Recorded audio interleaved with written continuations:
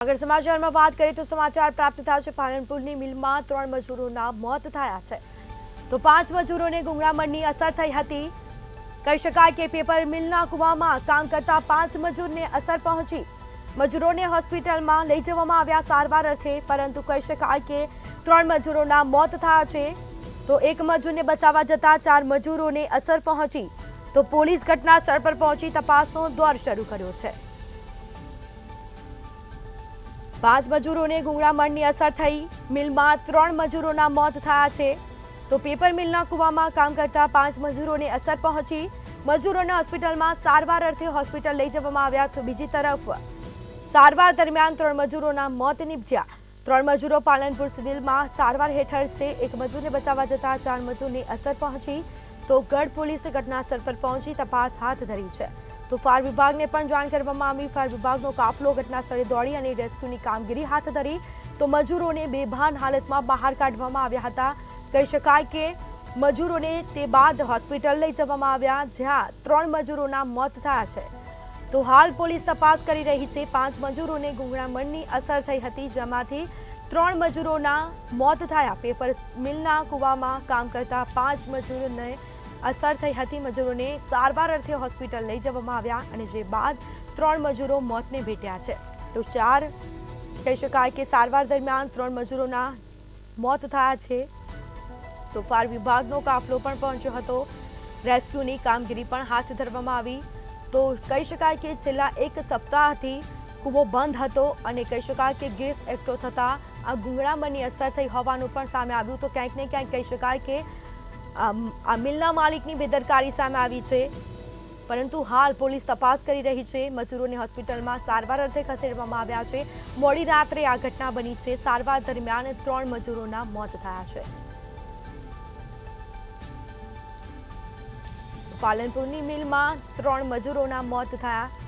5 મજૂરોને ગુંગળામણની અસર થઈ। નમસ્કાર, હું doctor Sunil Joshi, medical superintendent, general hospital પાલનપુરથી બોલું છું। અત્રે પાલનપુર સિવિલ હોસ્પિટલ ખાતે ટ્રોમા સેન્ટરમાં આશરે 11 વાગ્યાની આસપાસ 10:30 થી 11 વાગ્યાની આસપાસ 3 ડેડ બોડી આવ્યા છે અને 2 છે એ નોર્મલ છે દર્દીઓ। એમાં જે 3 દર્દીઓ છે એમાં છે એકનું નામ છે જયપ્રકાશ પાલ, બીજાનું નામ છે બિપિન દિનેશ પાંડે, ત્રીજાનું નામ મનોજરામ ગણેશરામ દાસ છે। જ્યારે 2 લોકો જે નોર્મલ છે જે વર્કર્સ એનું નામ ગજેન્દ્રરામ શિવરામ અને નાગેન્દ્ર પાંડે છે।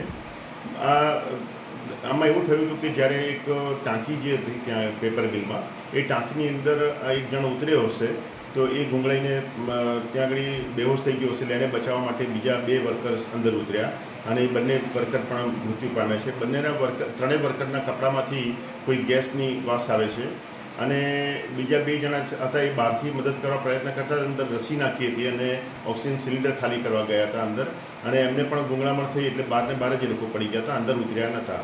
આમ મહેશ્વરી પેપર મિલ્સ પુષ્કલ આ પાસે આવેલી છે ત્યાં આગળ આ હાદસો બનેલો છે। એમાં 3 જણના મૃત્યુ થયેલા છે અને 2 જણને સારવાર હેઠળ છે અને સારું છે। સાહેબ, જે 3 લોકો છે ત્યાંના મૃત્યુ ઘટના સ્થળે થઈ ગયા હતા કે ઘટના સ્થળે જ મૃત્યુ થયેલા હતા? ત્યારે ફાયરવાળાએ એ લોકોને રેસ્ક્યુ કરીને બહાર કાઢ્યા છે।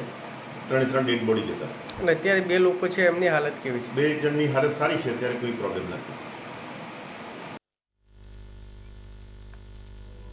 તો પાલનપુરની મિલમાં 3 મજૂરોના મોત થયા છે। 5 મજૂરોને ગુંગળામણની અસર થઈ હતી। પેપર મિલના કૂવામાં આ ઘટના બની અને જે બાદ મજૂરો મોતને ભેટ્યા છે। 3 મજૂરોના મોત થયા છે તો હાલ સમગ્ર મામલે કહી શકાય કે તપાસ પણ કરવામાં આવી રહી છે।